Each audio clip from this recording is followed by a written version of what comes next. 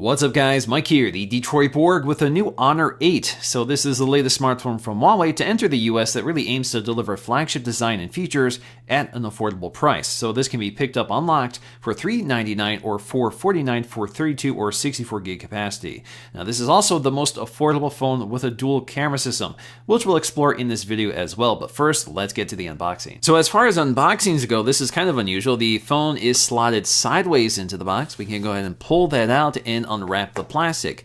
Of course, we're going to take a close look at that in just a moment, but let's get to all of the other accessories that come included. Now to get to the rest of the accessories, we just pull on this tab and you'll see that the boxes are actually slotted in sideways, and we'll have to push those out to get to them. So the first box here has some of our paperwork in addition to a SIM ejection tool. The second box is a bit thicker, and that includes our power supply and a USB-C cable. And the great news here is that we have quick charge built into this phone, so we do get a quick charger as well. So in terms of the design, the Honor 8 doesn't really set any new trends here. This is all glass with a metal frame. It's a really good looking phone. Now, if you look edge side, you can see that it's got a symmetrical design, so it's rounded toward the edges on the back and the front. And generally speaking, that's a very well made phone that looks very sharp, especially with this sort of pearlescent color on this white model. But of course, it's available in a wide variety of other colors that you can pick from. We do get a rear-facing fingerprint sensor, which is a physical button here, which can be used for a variety of functions, which we'll explore in just a bit. So the camera setup on the back of this is very similar to the Huawei P9. We have a dual camera setup, and each camera has the same specs. 12 megapixels with an f2.2 aperture. One camera is used for luminance, and the other is used for the color information. And these cameras basically stitch all that information together to improve overall image performance, especially low light performance. Now, unfortunately, these cameras do not have optical image stabilization, but we do get laser-assisted autofocusing and a dual-tone LED flash right next to it. Along the right side, we have our volume controls in addition to our sleep-wake power button, which has a slight texture. On the left side, we have our combination dual nano SIM tray and micro SD card slot. This is a feature we're starting to see more in 2016. So basically, the SD card slot can also double as one of the dual SIM slots. Toward the top edge, we'll find one of the microphones in addition to an IR blaster. So if you're a fan of using your phone for controlling your AV equipment, you're in luck with this phone. At the bottom edge, we'll find a USB-C connector, our loudspeaker, and our headphone jack. So when it comes to this loudspeaker, I think it is loud and clear, but it is kind of thin and hollow and does tend to distort at higher volume. So it's not the best mono speaker I've heard on a smartphone, but it's definitely passable. Along the front of the phone, you'll find these very thin bezels surrounding the 5.2-inch LCD IPS display at 1080p resolution. So although it's not the sharpest display out there, 423 pixels per inch is still a really sharp display, but I think this is a fantastic looking LCD display with bright vivid colors, clear white, and a nice backlight that is very even. Toward the top edge of the phone, we'll find an earpiece which is very loud and clear, and it does hide an LED notification light, which is an RGB light, so it flashes in different colors. We also get an 8 megapixel front-facing camera with a nice wide-angle lens and our ambient light sensor. Now, because this is a Huawei phone, it is powered by Huawei's high-silicon Kirin 950 processor. Now, this is a octa-core processor. It combines a Cortex A72 and a Cortex A53. It also uses the Mali T880 MP4 GPU. Now, the interesting thing about the Kirin processor is that it's based on a 16 nanometer architecture, which means it's able to outclass many of the Snapdragon processors without the sacrifice to heat and battery life. In terms of storage, we get 32 gigs standard, and of course we have micro SD to expand it further, and we have 4 gigs of RAM to work with. Now, because we have all this horsepower backing up the software experience, even though we're far from stock Android in this case, performance is very smooth and quick. It never misses a beat, and it definitely feels as fast as its specs suggest. Now, when it comes to the battery, we have a fairly large 3000 milliamp hour battery. That's pretty good for a 5.2-inch smartphone. And in terms of battery life, I'm seeing about 5 hours of on-screen time at maximum brightness. And that's definitely the sweet spot for most smartphones today. In terms of camera quality, this camera really stands out for one particular reason, and that is exposure. So it's able to really bring up the details in shadow, which tends to get lost, especially in overprocessing. So you're able to see crisp details without completely blowing out the highlights, and it's able to preserve much of the color information. So generally speaking, in terms of balancing both the highlights and lowlights of a shot, this is one of the best cameras I've ever tested. Now, I wouldn't say it's a completely perfect camera. Sometimes it looks a little over sharpened, and in some cases the color information is sort of washed out, and some shots can be a bit overexposed. Now in terms of extremely low light conditions, again this camera is able to preserve a lot of detail without over processing and color noise, but it doesn't have a lot of sensitivity, so images are a little dark and some of the color detail is washed out. So it's not the best camera in terms of low light performance, but it's definitely better than average. Now when it comes to video, this camera does have a few issues. One of them is the lack of 4K video recording, which is becoming pretty much standard on most modern smartphones. Unfortunately, we're stuck at 1080p at best, and part of that is this dual camera system does not have optical image stabilization, which is an essential for effective 4K video recording. It's not the best looking 1080p camera out there, but it does get the job done, and unfortunately, video is not this camera's biggest strong suit. So next up, let's use our really fast fingerprint sensor to unlock the device and take us directly to the home screen. Now the interface is Android 6.0 with a Motion UI 4.1 on top of it. So if we go to settings, we can see that right here under About This Phone, EMUI 4.1 with Android 6.0. So this is going to be very similar to the Huawei P9 I just reviewed, which is basically to say that this is very iOS-like. So we don't have an app drawer. So instead of an app drawer, all the apps have been loaded on the home screen. We can rearrange them or take them up to delete to uninstall them if we want. You can also swipe down on the home screen to get to search, tap and hold on the home screen to get to your editor, which includes all of your wallpapers, and there's a nice wallpaper selection, but not a whole lot. But we do have something called Illusion, which will basically fade the wallpaper in the background. And you can also select scrollable. So if you have scrollable selected, when you swipe across the home screen, you can see the wallpaper moves with it. We also have more settings, and under more settings, we have shake. So if you want to rearrange your apps automatically, all you have to do is shake the device. In fact, you'll see that little message up here that tells you that that's available. So if I just shake the device, it rearranges the apps toward the top. You can also change the layout to 5x5 if you want a really dense layout here. So again, this crunches the apps together. Now, if you're not a fan of notification badges on your app icons, you can turn those off for the specific ones that support it. Now, they've heavily tweaked the notification shade. So if I swipe this down, we have these two tabs for notifications and your shortcuts. Getting to these notifications, you can see they're expandable like standard Android notifications, but you can see we have a timeline along the side and we can scroll through them. We also have delete all to close them all out if you want. Now, there is a trick to know about this notification shade. So if I clear out my notifications, when I swipe down now, it takes me directly to shortcuts because there's nothing under notifications. Now this is a feature you can modify under settings as well. So if we go to notification panel and status bar, we have drag actions. So under drag actions, we can use smart selection. So again, that was smart selection. Basically, it's telling me I probably don't want to look at notifications because there's nothing there. But I can also determine from drag position, which I would personally prefer. So if I swipe on the right, I get to my shortcuts. Swipe on the left, I get to my notifications. Now getting to these shortcuts, this also reveals some of the many unique features that are available here.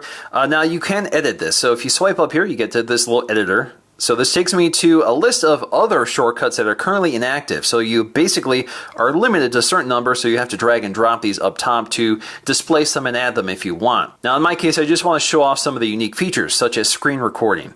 So this will do a little screen recording, and I can select either mini or HD by toggling between this before it starts recording. So of course I want to record in HD. So this will record the screen and the exterior microphone, so I can do whatever I want on the screen and it's recording for me. And then I can click this up top to stop it. Sometimes you have to hit it just right. Saves it to the video or saves it to my camera roll. If I go to my notification here, I can go ahead and tap on it and begin to playback. We also have this floating dock feature. So if we turn this on, we now have this little button here that can be moved around from side to side and repositioned. So what does this do? Well, you tap on it and it expands out to this floating dock, which replicates some of the Android keys down here, in addition to a few other features such as locking the device and an optimization button, which will close every background task and free up some space. And if you just want to turn this off, just tap and hold.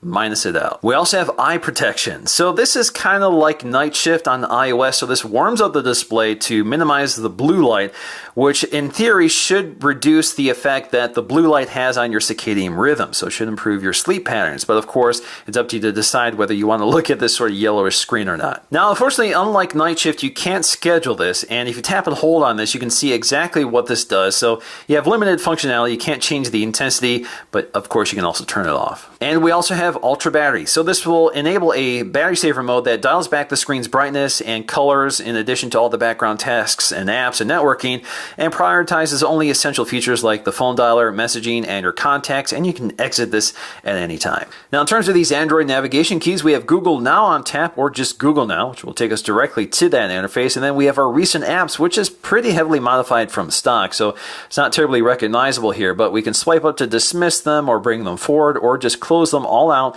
with this little icon on the bottom. Now, because we have a physical button for the fingerprint sensor, this button is actually called a smart key, which can be assigned to different tasks. So in my case, if I single press, this will launch into the camera app. Now this works whether the device is locked or not.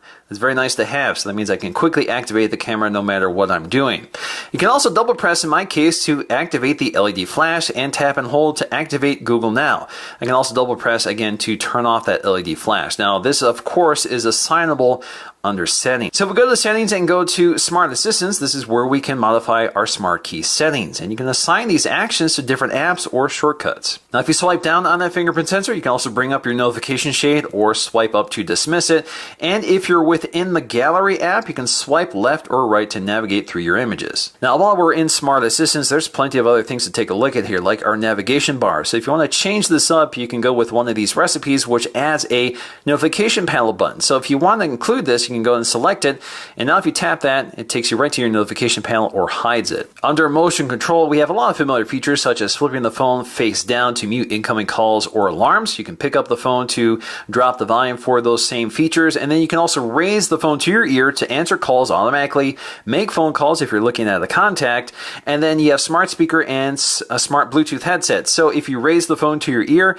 it'll switch those devices to the earpiece instead of using the loudspeaker or the Bluetooth headset. We also have tilt, which is a feature I haven't seen in a while, but basically if you turn this on and you move one of these icons, so if I tap and hold here and move the phone left or right, this will navigate through the home screen so I can drag and drop it. We also have one-handed UI, so you can turn this on and off right up here, and basically you can activate this by swiping left if you want it on the left side, swiping right if you want it on the right side. And you can exit this mode just by tapping the blank space on either side. This also works with the keyboard, so if you want a shifting keyboard, so basically if you enable this feature and go to something like the phone dial, you can see it's either on the left hand or right hand side. Next up, we have Smart Screenshot. So this will explain exactly how it works, but just to show you here, so if you use a single knuckle, tap twice, and this will take a screenshot.